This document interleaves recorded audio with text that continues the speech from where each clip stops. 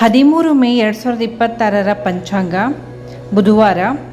ಇದು ಬೆಂಗಳೂರು ಕರ್ನಾಟಕದ ಪ್ರಕಾರ ವಾರ ಬುಧವಾರ. ಸೂರ್ಯೋದಯ ಬೆಳಗ್ಗೆ 5:58, ಸೂರ್ಯಾಸ್ತ ಸಂಜೆ 6:33.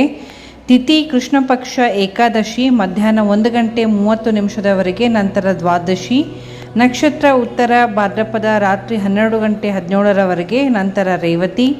ಯೋಗ ವಿಷ್ಕಂಭ ಸಂಜೆ 8:54 ನಂತರ ಪ್ರೀತಿ.